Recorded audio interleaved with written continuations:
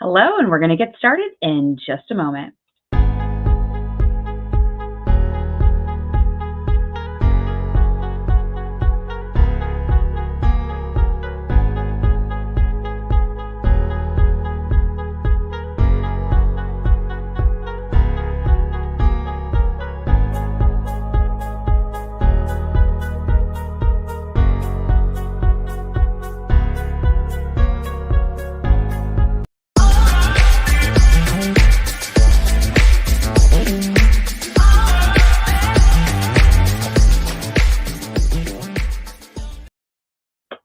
Hello, everybody. Dallisa Hocking here. I am thrilled to be your host today of Haunted Encounters, and it's all about the Hotel Apache, and that is at the historic haunted BINION'S Gambling Hall in Las Vegas.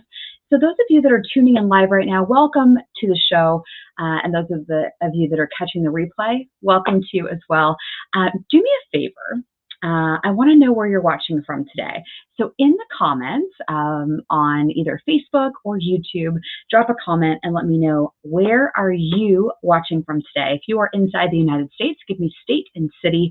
If you are outside of the U.S., which we get frequently, you can let me know what country you're tuning in from. We have a great show ahead today. I will be bringing on Shannon Hinchcliffe in just a few minutes, and Patrick Keller as well. And we're going to be weighing in on all things paranormal. Let me show you what we've got in store for today's show. Of course, I'm welcoming you here. I am a fifth generation psychic medium, which means I make predictions, I look at energy, and I communicate with the other side. I'm going to give away a prize here in just a couple of moments. We're going to take a look at a story that is about a piece of furniture that may or may not be haunted. I want to hear your input on that. So stay tuned so you can let me know your thoughts. We're also going to take a look at, what are shadow people? What are shadow people? Maybe even you have experienced seeing like a dark, shadowy figure out of the corner of your eye. We're going to take a look at that today as well. And Shannon, myself, and Patrick will all give you some tips on ghosts and paranormal activity, because I personally believe, as a psychic medium, that the veil between us and the other side is definitely thinning. So you may be having your own experiences now, so we want to hear about that as well. And then we're going to give away some more prizes, and I'll have a special free gift for everybody watching today. So that's what we have going on. It's definitely a full show today. For those of you who are tuning in for the first time, welcome. We love having you here. This is all about the other side, ghostly paranormal activity. So if you're into that, welcome. Looks like we've got some comments coming in already. Perfect. Just want to say hi to a few folks that are watching. Katie from Las Vegas, David from Los Angeles, Debbie, Las Vegas. We have another Debbie who's watching from Oklahoma, Kenda from Michigan, Jules from Las Vegas, Max from Germany. I knew we were going to have somebody internationally, so welcome. Thanks for tuning in today. Diane from Minnesota, Trent from North Carolina, Leona, Las Vegas, Danny we have from California. Thanks for tuning in. I appreciate the compliment, Danny. Jamie from New Jersey, beautiful. And then we have Letitia from West Covina. Those are everybody that's commented so far. Welcome to the show today. Shirley from Georgia. Make sure we get you in. Oh, Eva from Michigan. Perfect. Keep on commenting. We'll keep an eye on the comments today. So we have a few things that we're going to do. I already went over what you can expect from today's show, and this is interactive. So I'm going to be bringing Shannon on in a minute, and we want to hear from you. You know, if you comment, you might just even see your name and the comment on the screen. So I think, I don't know, should we give away the first prize? It'd be fun, right? So what we're going to do, this is a switch up a little bit, because if you've been watching every week, there comes a point in the show where I start giving away prizes. We are at the first point in the show where we're going to do that, and I'm going to give away hats. It's going to be fun, right? It's summertime. You need to have a little shade. We're giving away 5 hats. And so you don't get all 5, you get 1. So we're giving 1 hat away to 5 different people, which is fun. We're going to mail it off to you, so you get something fun in the mail. When's the last time you got something fun in the mail? It's been a while, right? So here's what we're going to do. I'm going to show you a quick video, and I want you to pay attention because in the video, I'm going to give you a fun fact about Las Vegas. And then there's going to be a question, and it's a trivia question. This is how you're going to win the hat. So watch for the trivia question, and you're going to message your guess to the Facebook page for Binion's Gambling Hall and Hotel. So it's got to be the Facebook page of Binion's Gambling Hall and Hotel. It'll say it in the video. And you're going to message your answer over. Don't put it in the comments unless you want to spoil the fun. So let's get right to it. Let's look at our fun fact, and you could win a hat. Here we go.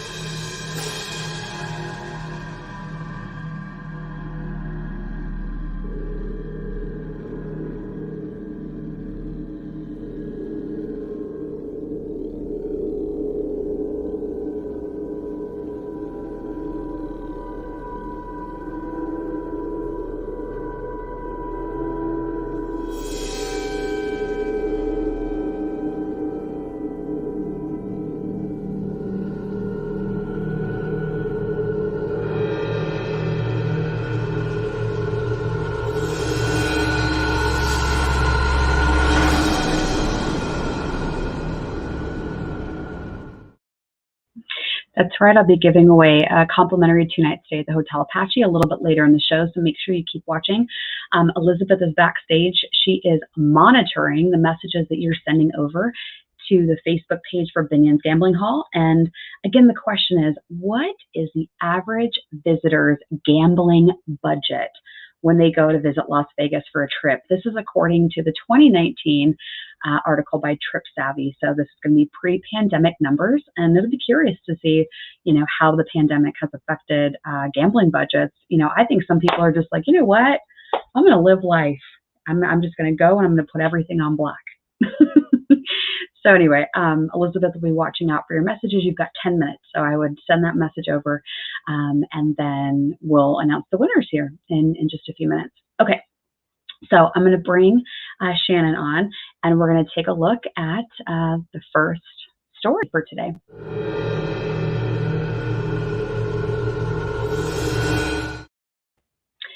All right, Shannon, welcome to the show. How are you? Good. Thanks, Dallisa. How are you? I'm good. This is going to be fun. We've got a couple of interesting stories today, and of course, we want to hear from those that are tuning in. It's interesting. We have somebody who just guessed that the budget is $3,000. I'm going to give you a hint. That is high. That sounds like a great budget to me. I would like that budget. I would like a $3,000 gambling budget as well. Do you have a guess? What do you think the average trip budget is for gambling? Well, my husband was down there a few weeks ago, and he usually brings about, I don't know, like he'll take about $600 to $800, and then he usually comes back with it. I mean, some of it at least. He doesn't usually spend it all. So I don't know. Okay. Yeah, that's why we just said 10 minutes. Throw your guesses to the messages, and Elizabeth will be sorting through those. So, okay. I think we need to get to our first video clip for today.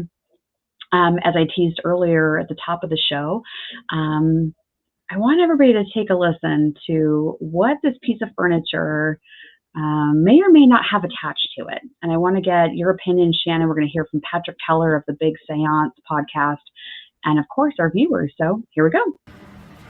Hi, I'm Julie with Club BINION'S.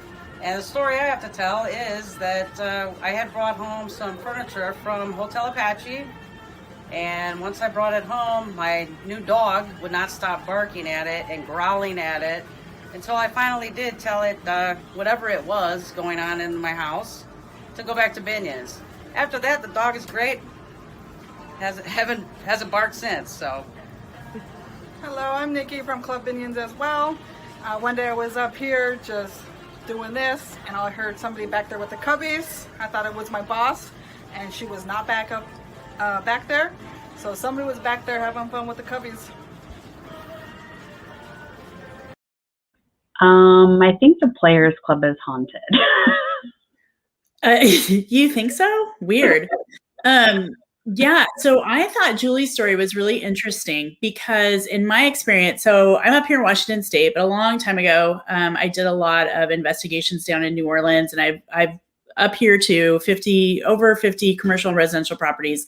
So my experience has been different with attachments to things. So I found one of two things. One, either the furniture or whatever it is, the object, has absorbed so much just energy of a person that it can be disruptive. And it can be, I've found that there's been animals that have reacted, or you bring in an object that has a lot of that energy and it can disrupt just the kind of goings on. It can make things a little bit more difficult, like communication more difficult, or you're having arguments, or if it's especially an intense energy. I won't say negative, but just intense. So that's kind of a haunted object as far as absorbing energy. And then I've also witnessed other situations where objects have had attached discarnate or earthbound spirits with it. They go with it. But that is much less frequent. And I've found that getting or dissipating that energy or that entity takes different types of things going on. So I found it interesting when Julie said, I just told it to go back to Binion's and then everything was good, because that would indicate to me that it would be more of an attachment of a discarnate or somebody who would leave, where you'd basically assert your authority and be like, no, thank you, you need to go away. But I find that usually very, very rare. And I think that objects generally are absorbing the energy of their surroundings or even of people who have passed, but not usually an attachment. I don't know. Those are my thoughts on that. Yeah. And as the live viewers are listening to this, start commenting and letting us know, have you ever had a piece of furniture that you felt brought something extra with it? Usually I hear about this happening with antiques, or objects that hold a lot of metal, because metal, like jewelry or antique jewelry, or even a piece of furniture that is old and metal, it tends to hold a lot more energy. And so I hear of these kind of like hauntings when there is an object that holds a lot of that energy within it naturally. But yeah, I agree. I mean, I've got this really, really old doll, and we joke around that it's haunted. I'm like, it's not haunted. I'm like, that's just the relative, the honorary relative that passed away that's haunting your house. It's not the doll that you're holding for me. So it's like you have to tune in and ask yourself, like, is it the actual object that's holding the energy, or is it that it's just a spirit that's kind of traveling through or checking in, or So I'd be curious to see. Leona's saying that she's had an experience. So I think it kind of varies. Let's see what Patrick has to say. What do you think? Okay, cool. Thanks, Dallisa. So, hello, everybody. Again, my name is Patrick Keller from the Big Seance podcast. And do I think that entities can attach themselves to objects? I think more than being attached to an object, I think objects can retain energy. I think we have objects all around us in our homes, in our workplace, that have energy to them, even energy that we have given off onto objects. So I think more than anything, it's more kind of a residual thing where energy is just kind of still there. I don't think I have ever had anything that I felt like had any attachment or any kind of energy like this. However, I had to show you something. Just this last week, I purchased this. It is a Victorian metal trunk. And I have been making jokes about it since then that I hope it's haunted. Doesn't it just look like it would be haunted? Yeah, well, I just cleaned it up. This is after I cleaned it and polished it. And I kind of secretly hope it's haunted a little bit. I don't have any tips for how to get rid of energy or an attachment on an object. That's kind of not my jam. So I look forward to watching this afterward and learning other tips that maybe someone else has. I might need it with this trunk. I love Patrick. Me too. I love that trunk, but I think he's crazy when he's like, I kind of wish it was a little bit haunted. No. So here's why. I have, if you start to become energetically sensitive or you're open to that, I have a really hard time going to some places. And I know that some people, it's their jam. They want to go to old antique stores. They want to go to haunted museums. I remember a time a while ago where I went to a fort. So I'm up here in Washington State. So shout out to Tracy, who is from Washington and is going to Hotel Apache, I think in May. That's cool. But I went to a fort up here one time and I was not even thinking about it. I had my kids. I was like, whatever.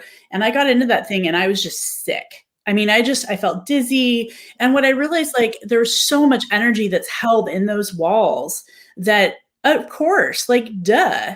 And so, but one of the things that Patrick was saying about, like, trying to cleanse that energy out, if you have, I think if you have something that's holding a lot of energy, it's really important to do a few things and be careful of having it in your house while you're doing them. So I have something right now that I am working on, just kind of dissipating the energy from, and I'm giving it its own space. I'm going to use probably some Palo Santo or some sage, but probably some Palo Santo, and do some kind of meditation, some clearing. We just had a huge super full moon. That energy was really, really strong. So sometimes when you're clearing things or objects, you can put it out in full moon and dissipate it, or put it in the ground and dissipate that energy. It's not, you can't do that with a trunk, but it's really important, I think, to kind of do a cleansing before you bring it into your space and live with it, if you can.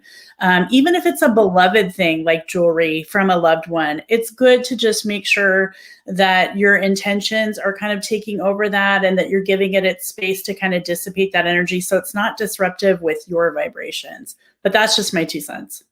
Yeah, I totally agree. I think you've got to clear the energy first before you bring it in. Crystals like black tourmaline or black obsidian can help, or selenite crystals. Saying a prayer or an intention over the object, asking it to be cleared, are all really helpful. You could sage it. You could use Palo Santo. But we do have a couple of really interesting things that have come in. So Brenda shared, we purchased a house whose previous owner had passed in a car accident. We have one of those water faucets in the kitchen that come on while we are sitting in another room, especially around Halloween. We ask Consuela, please turn off the water, and it goes off with no one near the kitchen. Yeah, I thought that was really interesting. We've got a few of these. Jackie bought a used bookshelf, and a couple of months later, strange things started happening, and my husband would see shadows. Yeah, exactly what we're talking about. Because if you're buying something that somebody else has had before you, there could be that transfer of energy, either through the house or through the bookshelf. And then Terrence was showing everything is energy and vibration. Energy can hold information. So the chair may have been used by someone who practiced metaphysics of some sort. So the magnetic energy is just stronger. Yeah. Amanda was sharing, I can't walk into the Silver Queen in Virginia City. Yeah. I mean, there's a lot of places that you can walk in if you're very sensitive to energy or you're empathic. You walk in and you start feeling it. And it's really, really strong. Yeah. I love all these stories. Everybody keep commenting with your stories. It's fun to hear these come through. And then remember, you're probably at the 10-minute mark almost for submitting the answers to the trivia question today. So don't forget to go and do that. Elizabeth will be on in just a couple of minutes to announce the winners of the hats. And then we're going to give away a 2-night stay at the Hotel Apache here in just a couple minutes. So I think we should move on to Debbie's quick clip. Are you ready? Mm-hmm. Okay, let's do it. Hi, my name's Debbie Shoulder. I was recently dog sitting for my daughter up in Cold Creek, Nevada, and I woke up in the middle of the night startled and saw a shadowy figure walking across the room, and it quickly disappeared. Oh, Debbie. This happened to me. I had something similar. I was staying in a hotel in Seattle, and I was sharing a hotel room with family. and we were there to go watch a Seahawks game. Go Seahawks. Oh, right. And I woke up in the middle of the night, and sure enough, I saw the black shadow go across the edge of the bed and near the wall, and I was like, I know what that is. Because, you watch enough paranormal shows or you hear enough stories, and you know when it's something that's not usually there, or, not something you see normally. What do you make of shadow figures? Have you ever seen one? Yeah, have you ever? Yeah. So I have, when listening to her, and thinking about that, people who see those things are not just like running around going, oh my gosh, I saw this thing. They were sitting there in that room, or you were in your hotel room and you knew what the normal energy was. And then you were like, that is not any of this. Right. So, but what's interesting about that is, in my experience, I look at, and I want to know from your viewers, because I was so excited about this topic, because I think everybody has different, if they've had experience with it, different impressions. My impressions have been that I have encountered shadow people, what I call like capital shadow people, like the proper noun, and then shadow people. I think, oftentimes if you are able to see discernments and light with energy, you will see whatever that entity is in a different shadow effect. But to me, that is not a shadow person. A shadow person that I've encountered before, or shadow people, are people that have never been human. And the visual that I can give to viewers that I've experienced before is, if you remember that movie Ghost with Demi Moore and Patrick Swayze, like forever ago. And this one scene, there's this bad guy who dies, and these little black things come up and kind of take him. Right. And you're like, oh, that's kind of creepy. And it's kind of, in my visualization, it's almost like that. It's almost like, and they're not great to deal with. They're like a stubborn energy, but the soul isn't developed in a way that a human being has personality characteristics. So that's what I've seen. And those are very, very rare in my experience. So the people that I see as shadow people would just be a reflection of light and shifting of energy. The capital or proper noun shadow people are very different in my experience. So, but I'm curious to know what others think about. Terrence, yes, Whoopi Goldberg was in there too. Sorry, I didn't give the right props to that, but yes, I would be curious to know what other people experienced, because when she was talking in that video clip about a shadow person, to me, that's probably more indicative of something walking around where she was seeing a reflection of light. But you'd have to know, you'd have to be there. You'd have to be able to discern those levels of, for me anyways, you'd have to be able to discern those levels of development, I think, in that shadow person. I agree. I love that explanation of like seeing kind of the reflection of somebody walking through, like a change in frequency, a change in light. I'm going to share a ghost story that was posted in just a minute, but I think we should go to Patrick Keller of the Big Seance podcast. And just a quick shout out, anybody that's into podcasts, paranormal, ghost stuff, check out the Big Seance podcast. Here is Patrick Keller. Hey, I'm back.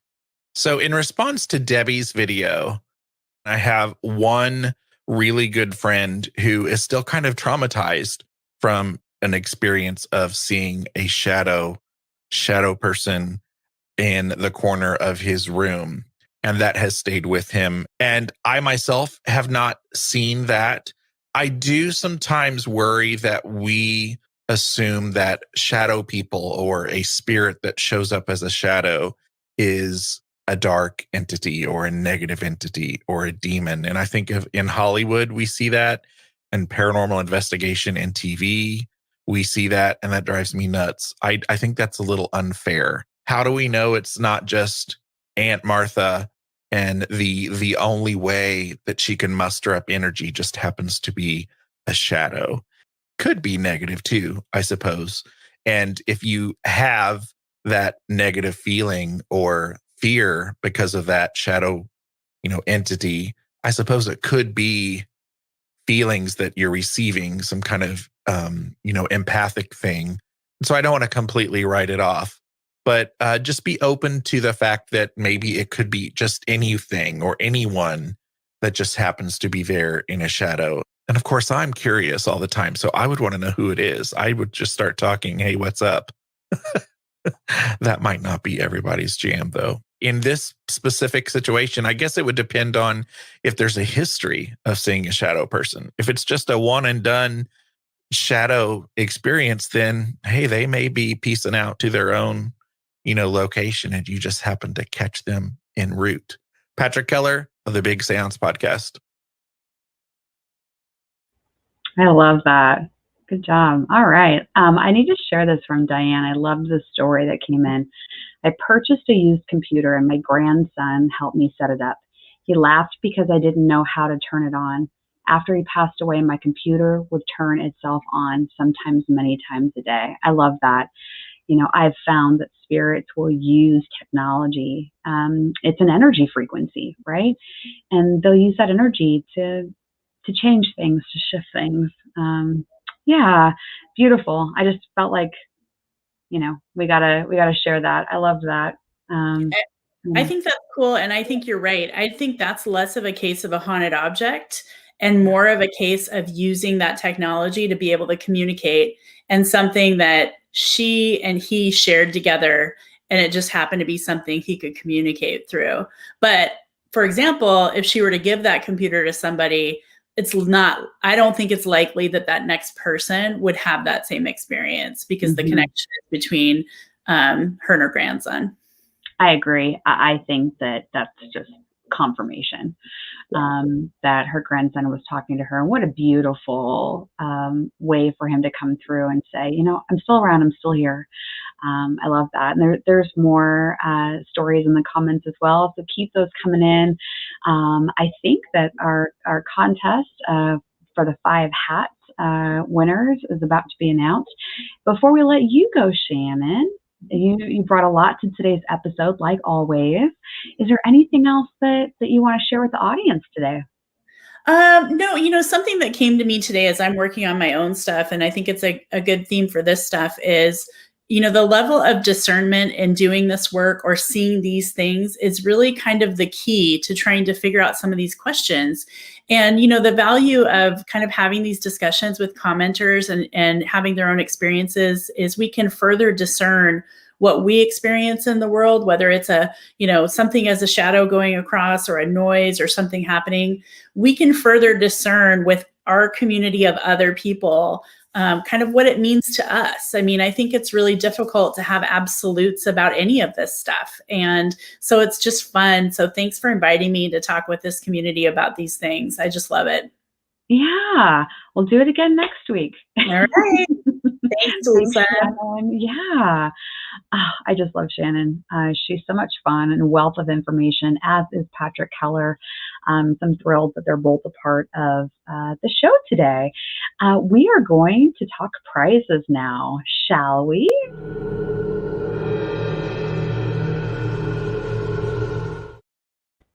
All right. We are going to bring Elizabeth on. Elizabeth, you have been backstage working hard, looking through all of those messages. Do we have 5 winners that are going to receive those hats? We do have 5 winners. We have 3 who were exact. So congratulations to you 3, and I'll announce you in just a second. And we have 2 that were incredibly close. So before I get to that, I would like to say again, thank you, Dallisa, Shannon, and Patrick, for your expertise, for taking the time to do this. We really appreciate your insights and all of your feedback on these incredible stories. And thank you, Julie, Nikki, and Debbie, for participating in today's show. We really appreciate you sharing your stories with us as well. And now for the winners, because that's what we're all here for, right? All right, our first 3 winners who were exact, and congratulations to you for getting that: Debbie Kelly Hawkins, Trent Gass, and David Huang. You were all exact, with $541 being the average amount that a Las Vegas gambler will bring to spend on gaming in 2019. Hopefully. Yeah. Now, our 2 closest besides that, who will also be receiving hats, are Brenda Douglas, who guessed $527, and Diane Monserrat, who guessed $600. Congratulations to all 5 of our winners. I will be contacting you via message to get your addresses so we can send you your cap. Yay! That's so much fun. Thanks, Elizabeth, for doing that. Thank you so much for letting me be a part of this. It's great. It is. It's a lot of fun. So thank you, and congratulations to the 5 winners. All right, Elizabeth, we'll see you next time. All right, we're going to give away more prizes. Are you ready? I'm going to show you a video that will wrap up today's show that will give you all the details on how to win the complimentary 2-night stay at the Hotel Apache and the gift that I am giving away this week. So there's going to be a form you're going to go online and fill out. It's going to take you probably less than 30 seconds. That will enter you to win the complimentary 2-night stay at the historic haunted Hotel Apache. Hopefully you'll go and have your own ghost experience and take a lot of photos and share your stories with me and with people around you, letting them know what happens at the property. I'm almost sure that you'll experience or feel something while you're there. So we're going to show you that in just a moment. And then also, I'll be giving away a gift to everybody. So some of the feedback that I've heard from folks around me is that they want to develop their own intuitive abilities. They want to be able to sense when something in the room is shifting or changing.